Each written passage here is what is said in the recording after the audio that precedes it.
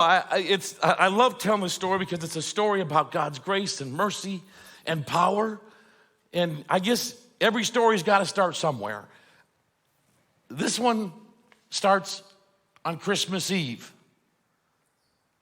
2001. I'm headed to the attic to get the stockings to hang by the chimney with care.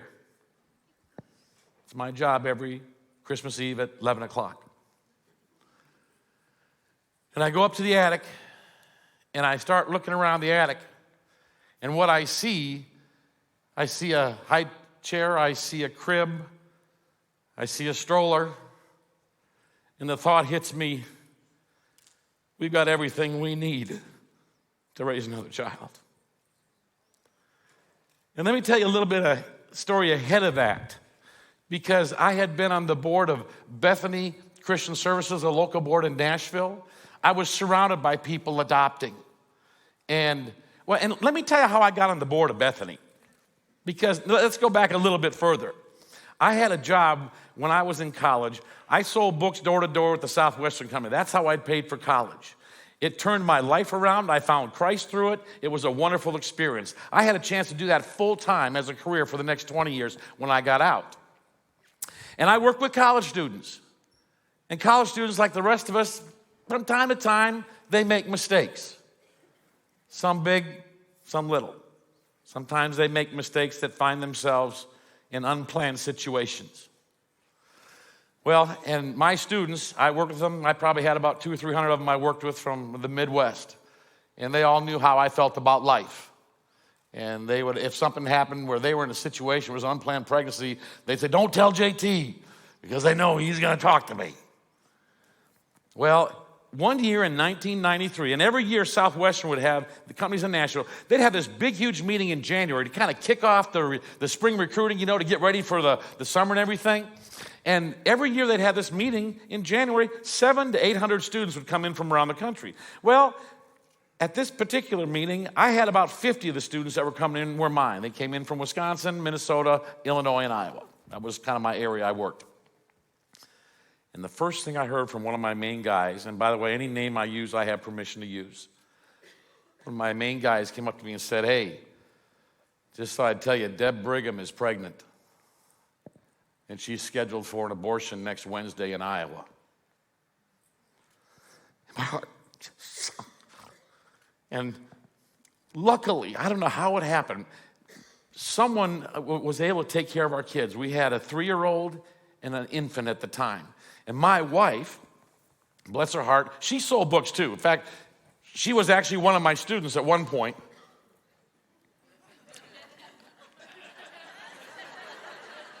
That's another story, okay?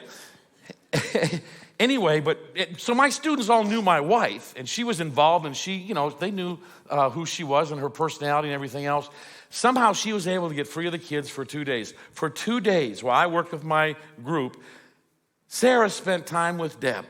And as she said, Deb, you don't have to do this. This can be different. It doesn't have to be this way. Deb was like this. She said, let's get a picture of this baby. Let's just see what's going to happen. Deb was like this. Said, Deb, you don't want to make this mistake. This is something I think you're going to regret. Deb was like this. She said, tell you, Deb, JT and I, we've wanted to adopt. We want to have another child. We're not done having kids. You come from Wisconsin. You come live with us while you're pregnant with this child, and then we'll adopt the child, and you can go back to Madison, and life will just go on. We'll do that. And Deb was like this. And I remember Saturday when she left, we just kind of looked at each other and said, what are we going to do? And she just said, my mom and dad won't like me. They'll be disappointed, blah, blah, blah, blah, blah. I said, no, they're going to love you. She hit the road on Saturday at the end of the conference. Somewhere on the road from Nashville to Madison, Wisconsin, she heard a song that was popular by Eric Clapton that year. And in that song, there was a line. That line was, would you know my name if you saw me in heaven? And something clicked. Deb got to Madison back home. She told her mom and dad. Her mom and dad loved her. They said, everything's going to be okay. We can do this. And a week later, she shows up on our front door in Nashville and says, is that deal still good? And we said, we did what you would do if you had the room. We said, yeah, come on in. You know, it's okay. We'll figure this out. Obviously, I'm talking to people who think that way. And Deb lived with us. And in fact, at one point, they went to the doctor's office for a checkup, and it was at that doctor's office where we found out we were pregnant. And Deb was trying to figure out a way to tell us that she didn't want to give this baby up. And so it worked out beautiful. Except I'm living with 2 pregnant women. Okay. So Deb has Ashton in August of 93. And it was wonderful. We got a card about a week later from Deb's mom. And it's a simple card. It said, I've never seen God, but I know how I feel. It's people like you who make him so real. And it's really just, it said, God bless you for being so special. And you open it up. There's 2 sentences. It says, Dear Sarah and JT, thank you for being there when my Debbie needed someone. I'll never be able to thank you enough for saving my grandchild. You know, this doesn't erode, this doesn't wash away, this doesn't rust. This is what lasts. This was in 1993. We still have it. I wouldn't throw this. You get a card like that, that changes your life. And all of a sudden you realize, boy, little things I do, we weren't even thinking, whew. And it was fun about 10 years ago. We had the pleasure of seeing Ashton graduate from high school. And actually the story, you know, the birth dad didn't like me. I had changed his plans. My wife he didn't like us. And I knew him. In fact, for 5 years, I was his mentor. And he didn't like what we did with Deb. I went to the high school, and there I saw him. And he was there. And he started walking towards me. I didn't know if he was going to hit me or hug me. I had no idea. But Todd walked up to me. I'll never forget it. He walked up to me, and this is the guy who I mentored for 5 years when he was a college student. And I hadn't seen him in 18 years. He goes, JT, I just want to say thank you. Ashton has been the best thing that's ever happened to me in my life. And I don't know, you kept me from making such, and then he couldn't finish his sentence, and he just hugged me. And you could feel his ribs going up and down. He was a man who was weeping. And he said, thank you.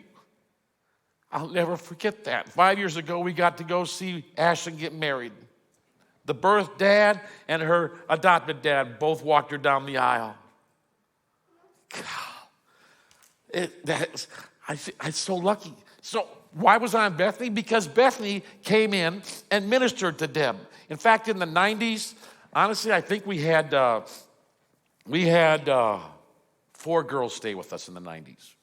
2 of them were like, the other one was like Deb, but we end up getting pregnant. How does that happen? Anyway, so I'm on the board of Bethany because I left Southwestern in 1997. I had 4 kids, didn't want to travel anymore, so I was doing something else. But I thought, I'm home now. I'm not traveling. I can give my life away. What do I believe in? I believe a pro-life. That's my most important thing. I'll be on Bethany's board. That makes sense. You know, minister to the moms. Okay, so I'm on the board, and we are in the midst of adoption. I mean, we're at Bethany Christian Services in Nashville, Tennessee, at one of the fundraisers. Emily Chapman, Stephen Curtis Chapman's daughter, when she's 14 years old, gets up in front and says, here's what I told my mom and dad. If you know the story of the Chapmans, and it was their 14-year-old daughter, I was at the fundraiser where she read the letter. I mean, we were in the midst of it. My pastor was adopting. Everyone was adopting. I would talk to friends adopting. And my wife and I, we'd talk about adopting. And I would come home but here's the thing. We had a new business we were starting. All the money was going out, nothing coming in. And it was like, this, you know, if you want to adopt, yeah, that's great. Oh, that's wonderful. But where are we going to afford? How can we get the money? If we get the money, what to go into our life savings? Do we want to do that? I don't know. No. And I come home from a Bethany meeting, and Sarah would say, how was the meeting? I said, oh, it was good. We did this, and we did that, and the money's here, and we got this, and there's 2 kids down at Baptist in the neonatal unit. She'd go, well, let's go see them. And I'd say, why? And she said, well, maybe we can adopt them. I say, honey, if you want to adopt, we're going to have to go in, we have to do this, we have to do that, we have to do this, and we have to go into our life savings. Do you want to go into our life savings? And that would she said, okay. And a month would go by, and I go to another meeting, I come back, how was the meeting? And there's a child down at Southern High School. Let's go see him. I said, we can't. Then that happened, and after a while of that happening, my wife finally told me at one point, she said, listen, we've got 4 kids, and I can be happy for the rest of my life with these 4 children. I could be happy with 1 more. You've got 4 kids. They all would love to have another baby brother or sister. There's only one of us not decided on this. So you can talk to your friends, talk to anybody else you want about adoption, but I'm done talking about it. When you're ready, let me know.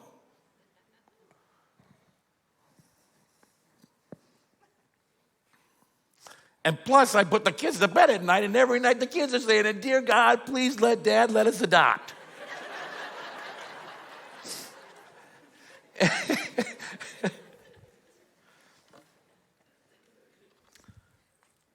So it's December 24th. I'm headed to the attic to get the stockings to hang by the chimney with care.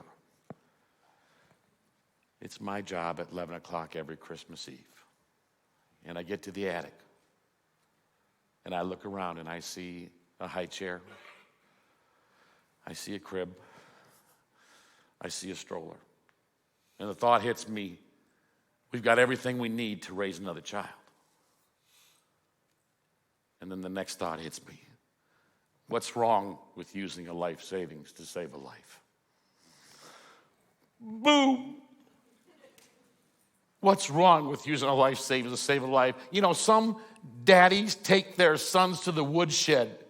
My daddy took me to the attic, and he dealt with my greed, my insecurity, right there in the attic on Christmas Eve. What are you worried about, JT? I clothe the birds, I do all this stuff they say, the feathers on the head of I do all that. Whatever that is, you know. You think I can't take care of this? And so I went downstairs, and I saw Sarah. She was on the way up to get something, and I said, honey, we've got a high chair, we've got cribs, we got a stroller. She thought I was about to say, it's time for a yard sale. Let's get rid of this stuff. And I looked at her, and I just said, what's wrong with using a life savings to save a life? And she said, are you serious? I said, yeah. Can I tell the kids? Yeah. And the next morning, in the stockings, the kids got a note that said they'd be a big brother or big sister. December 26th, my wife was on it like the dog on a pork chop. I mean, and long story short, that was 2001. We ended up getting, at some point summer of 2003, a year went by, a year and a half. That's Gracie. And I got excited. And she's now a freshman in college. This was her senior prom. This picture, you know what? You know, reminds me of a story where a friend of mine, just briefly, you know, he was talking to me, we had adopted, and he was talking to me about adopting, and he said, I just think I'm too old. And I said, better old dad than no dad. Old dad than no dad. Anyway, but that's Gracie. And she came, and it's I would say it's safe to say it's rocked my world. And my wife had a huge impact on that.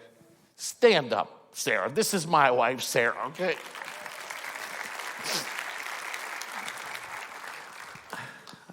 Okay, so we adopted Gracie. I'm on the board of Bethany.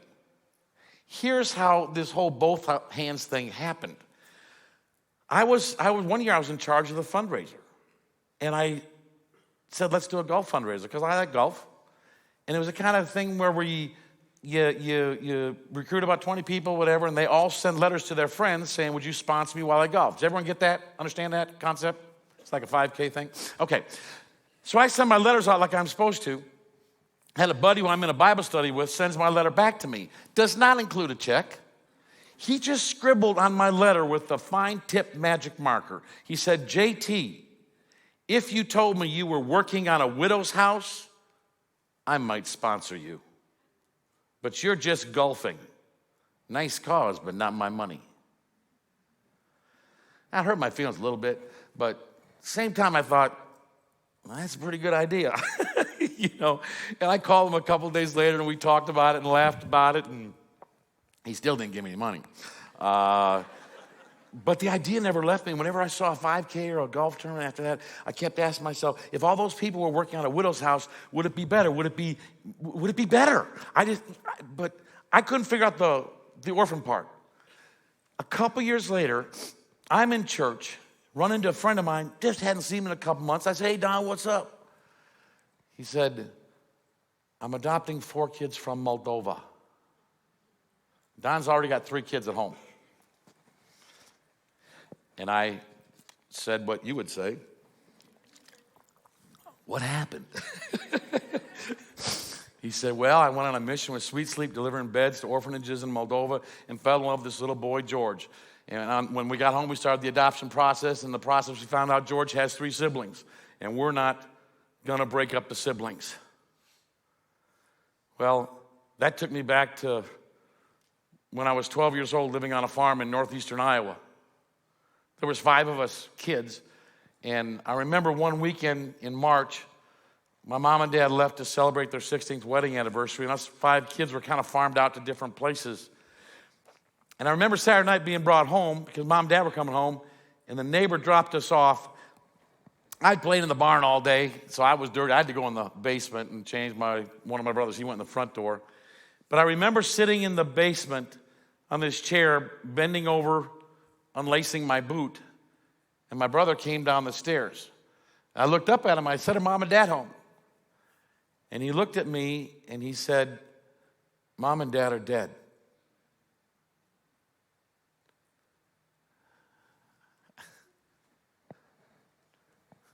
I said, what? He said, Mom and Dad are dead. They were killed in a car accident an hour ago. And he turned around and walked upstairs.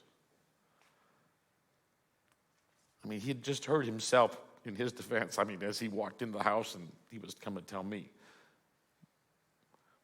But I remember hitting the floor, that cold cement floor of our basement in Iowa, and crying like any 12-year-old would cry. I know what it's like to be an orphan. I know what it's like to be 12 years old and hear those words. I know what it's like to have everything that tethers you in life just kind of snipped. And it's the weirdest feeling in the world. I know what it's like to wonder who's going to take care of us. What's going to happen to us now? I know what it's like to wake up the next morning, and for the first 15, 30 seconds, you just think it's a dream. And then it just starts to set in, this is not a dream. I'm never going to see Mom and Dad again. I wish my goodbye with my dad would have been better.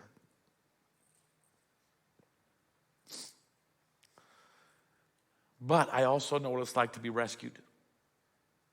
Because 3 months before the accident, my mom and dad and my aunt and uncle, my mom's sister and her husband, they changed their wills that if anything would happen to one of the couples, the other couple would take the kids. My aunt and uncle lived in a very nice suburb of Milwaukee called Brookfield. They were 33 years old at the time. They had 3 kids. They just started a business a year earlier. They took all 5 of us in. I know what it's like to have someone come up and say, we got you. It may not always be pretty, but we got you. And it wasn't always pretty. I mean, it was a kinship adoption. We knew my aunt and uncle. They came 3 times a year. We came to their house. I mean, we would spend the summer 2 weeks in Milwaukee as kids. And I mean, we knew them well. And my uncle, Uncle Ralph, as an uncle, he was my favorite uncle. As a dad, he wasn't my dad. And it wasn't the farm. And honestly, my aunt was my mom's best friend. I mean, these people in the 60s talked on the phone. When you talked on the phone in the 60s, that was an investment. You know, they were tight. And my aunt, I don't think she ever had time to grieve the fact that she lost her best friend. And all she did was, I've got to run a household of 8 kids, a 2-year-old, a 3-year-old, a 5-year-old, a 3rd grader, a 5th grader, a 7th grade boy, an 8th grade boy, and a 9th grade boy. That's what she got. There was 3 shifts of breakfast in the morning. That's what it was like. And you know what? We never talked about the accident. They were German descent. You know what I'm talking about? Like Midwest German. Okay, let's go. That's what it was like. I remember my brother had, about 5 years later, one of my brothers had some challenges, and it was in a situation where we were in a family counseling situation for about 2 hours. Everyone was there except my brother, who was away at college, the oldest one. This counselor sat there with my aunt and uncle and, the rest of us kids. And she said, let me get this straight. You guys lost your mom and dad in a car accident. You guys inherited 5 more brothers and sisters. You guys took 8 more kids. And no one's ever talked about it? And we all comment, well, yeah. Why talk about it? And she asked, I remember she said, well, do you feel loved? Has it been the same? And she asked me, I was sitting next to her, and she turned to me and says, do you feel loved? And I said, I remember clearly, I said, if someone gives you $100, you don't say, why didn't you give me 200? You're just glad you got something. And they've given us a home, and I'm happy. And I'm glad of that. But that was the situation. You know what my uncle told me several years later? And I was the black sheep. I was not easy in high school. The years of junior and senior high for me and first year in college, I would call those the lost years because I don't remember much. And later on, when I was about 30, sitting there having a drink with my uncle in his home. I owned a home now. He was very happy. It was good. And he said, when children are born, from the time they're born to the time they're 12, they develop this well of love. And from the time they're 13 to the time they're 20, they use it all up. And he said, I got you when you were 13, 12. There was no well to draw from. I got him when I was 12, 13. There was no well. And so we had some challenges. But are they my heroes? You better believe it. They are my heroes. And I'm so grateful for what they did. Now, back to Don. Do you remember Don? In the hallway, Don tells me, yeah, I'm adopting 4 kids because I don't want to break up the siblings. I'm the just right guy to say that to, because I'm not going to sit there and say, are you sure? I mean, I'm sitting there. I'll tell you exactly what went through my mind. What went through my mind was, here's a man who's trusting God in a way that I envy. I want to have that kind of faith. And I looked at Don. I said, Don, how much is this going to cost? Because, we had adopted by then. And he said, well, they're telling us 70 or 80,000. I said, do you have any idea how you're going to raise that money? He said, no. I said, I think I got an idea. So long story short, Don and I recruited about 13, 14 friends of ours. We came up with a letter. We all sent this letter out. I'd found a widow in Nashville who needed help, Miss Lucille. Got all the supplies for the project donated because we didn't do a lot of really big stuff. It was just simple stuff, that we could all do. And merchants said, yeah, what do you need? I mean, this is a great idea. How can we help? And we all sent letters out to people, and the letter said, would you sponsor me for the day while I work on this widow's house? Let me tell you about Miss Lucille. All the money I raise is going to go towards the cost of this adoption. Let me tell you about these 4 kids from Moldova. And did I send a letter to my buddy who sent me the letter? Oh, yes. And he's sent the check every year since, okay? So I listened to him. But we sent the letter out, and we found a widow, and we had a great time. And the day of the project, I think about 30, 35 people showed up. It was a beautiful day. Everyone had a blast. Everyone's smiling. I mean, something happens when you give your life away. When you give your life away, there's a part of you, there's that hole that gets filled up that just brings you joy. And Miss Lucille, she was excited. And about 6 months later, another friend of mine came up to me and said, hey, I heard you do it down. Would you help me? I said, well, sure, let's do it again. It was fun. And we did it again. And Bill and Lisa Kurz, they needed to raise about $13,000 for their adopting a little boy from Guatemala. I think we ended up raising about $12,000. But, oh, what a day. We had, we put a new roof on this lady's house. Now, don't do that. Okay? I mean, we had a pastor who had married him actually said, JT, I put on 6 roofs. You get it donated, I'll do it. And sure enough, I mean, how God answers and orchestrates these all things. The business I was in was recruiting. I happened to be working in the construction business of Nashville. I knew all the presidents of all the local commercial construction companies. I just made one phone call, and it was donated. I said, well, we got the roof, so we can put it on. And I remember that day. I remember climbing up to the roof, actually carrying shingles up to the roof. Just so you know.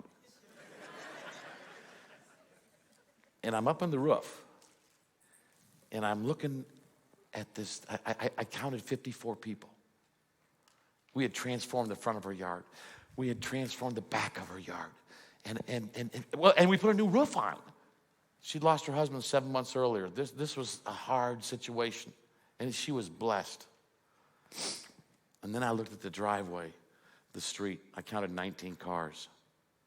And I thought, wow, this is how it's done.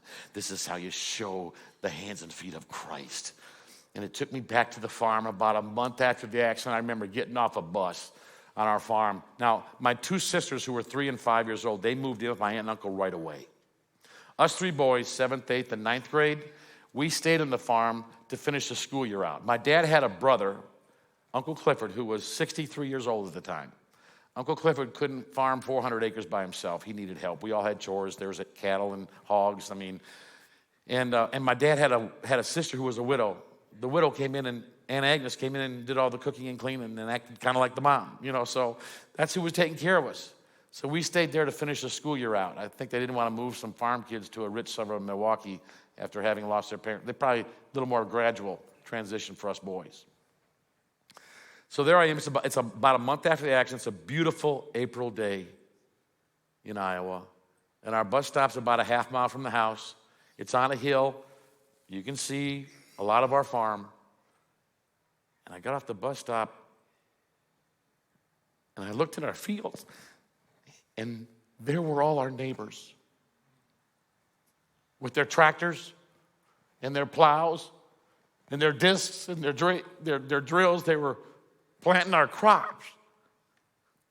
I mean, it was Leland Meyer, Bob Grana, Everett Ellison, Doc Weinmiller, Bert Juvick, Ed Cooper, Johnny Wolf, Jack Melcher. When you're 12 years old, you know whose tractor's who.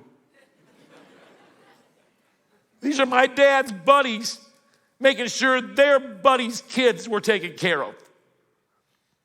I mean, I know what it's like to get your feet washed. I know what it's like to have someone bless you in a way that there's no way you can repay it. And the people who are blessing you have absolutely no expectation of you repaying them. That's a foot washing.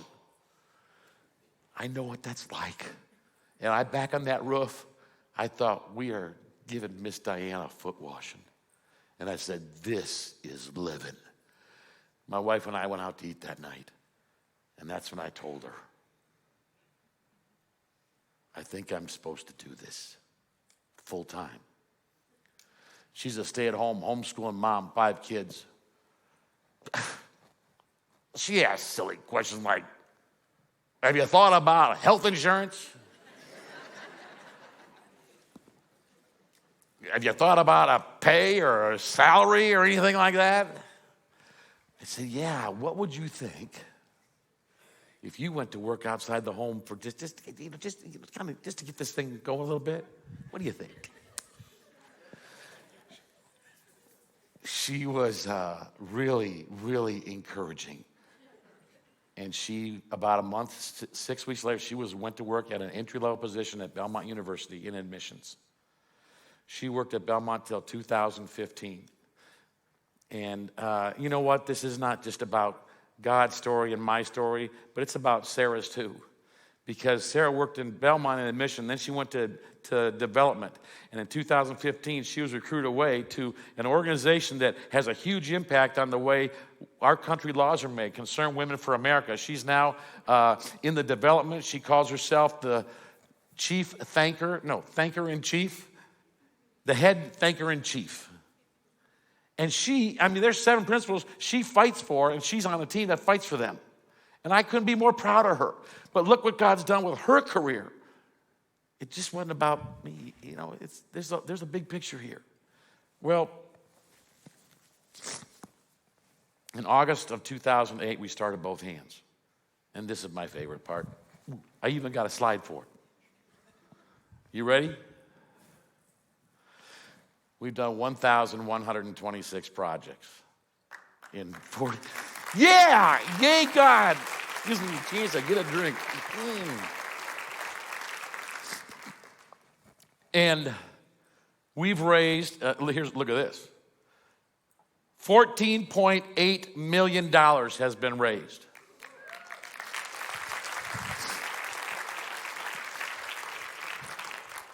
$1,237 widows have been blessed. And 1,379 kids are no longer orphans.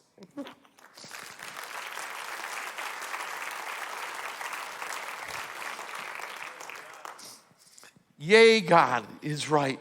And you know what? It's so much fun. In fact, we've even, this whole story, whenever I tell this story, people would come up to me and say, you know, you ought to write a book. So we did. It's available out by our booth if you want to get some. It's not a bad book. I mean, people besides my family have told me it's a good book. So they say it's a fast read. You're welcome to take a look at that. And the other thing is this, last year, it's amazing what's happened during these virus days we've got. Last year, the average family, it was higher than we've ever had. The average family who did a project raised $23,300. That's amazing. You raise that much money for an adoption. In fact, it's such a popular fundraising mechanism. What we're doing now is we're working with groups. We even had like the Dave Ramsey Company in Nashville. You know, they did a project. They raised a little money for a fund we've got for giving families a little extra money, a grant and everything. So people do groups, Sunday school classes, businesses, fraternities. We can work with groups, and it doesn't have to be about an adoption. It can be anything like an orphan care. Anything that benefits orphans, especially foster care or anything like that. So we'll do anything like that. Here's the deal. I was 12 years old when the accident happened. I was 52 when I started Both Hands. Anyone done the math? Someone pointed out to me once that 40 years is significant. And it's not like I went and starved. But the 40 years, it's almost like God was saying, you think I'm about to waste the pain and not make something unbelievable? You think I'm going to waste all this preparedness I've done with you and your careers and what you've done, the people you've met, the books you read, and the things you've done? You think I'm going to waste that?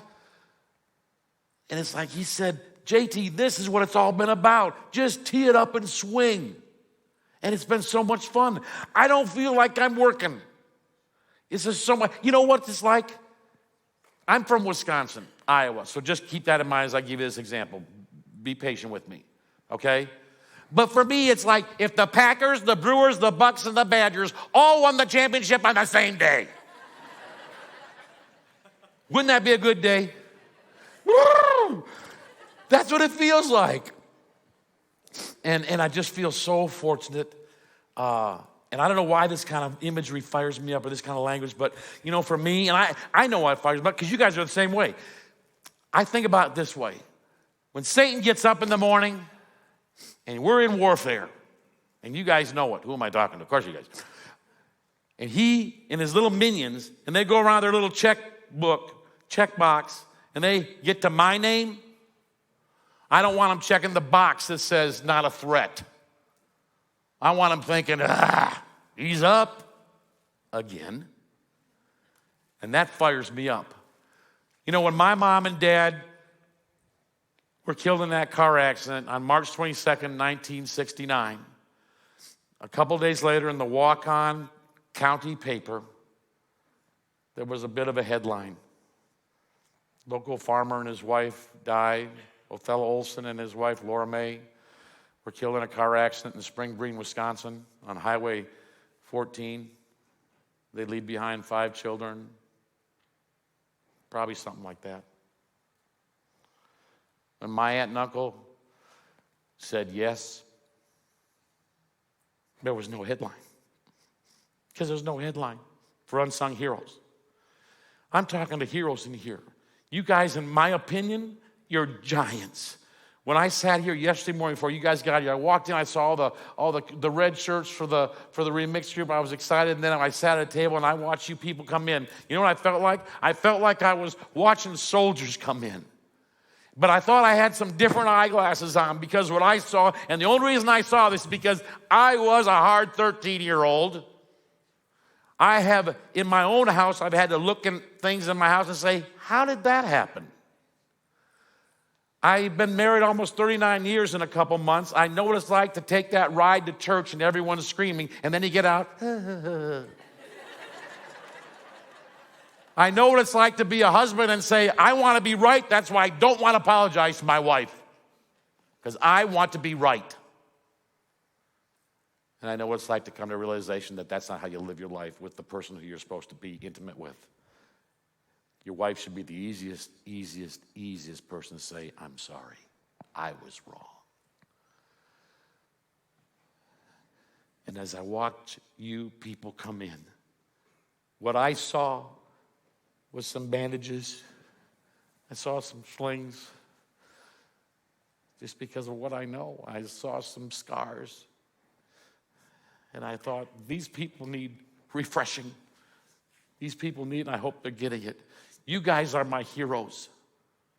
You're my heroes. And you know what? I thought about this today. I'm just going to add this today. I don't usually, but one of my favorite sayings is a saying by Teddy Roosevelt. Some of you may know this. I have a short version I usually repeat when I'm trying to fire up my kids or when I was in sales. This is the long version. And it's so good I want to read it. It's not the critic who counts. Not the man or woman who points out how the strong man stumbles or where the doer of deeds could have done them better. The credit belongs to the man or the woman who is actually in the arena, whose face is marred by dust and sweat and blood, who strives valiantly, who errs, who comes short again and again, who spends himself in a worthy cause, who at best knows in the end the triumph of high achievement, and who at the worst, if he fails, at least he fails while daring greatly, so that his place will never be with those cold and timid souls who know neither victory nor defeat. You guys are heroes. And let me tell you something. You need to keep doing what you're doing. Because there's a 12-year-old crying on a cement floor somewhere who's been dealt a hand that's not normal. He needs you. And he's worth it. Let me pray. Lord, I thank you. I thank you for these men and women these warriors, these stars, these heroes. Lord, I pray you will give them strong spines, soft hearts, big shoulders. And I pray you'll give them intimacy with somebody they can complain to. Lord, protect them. Thank you for them. In Jesus' name, amen.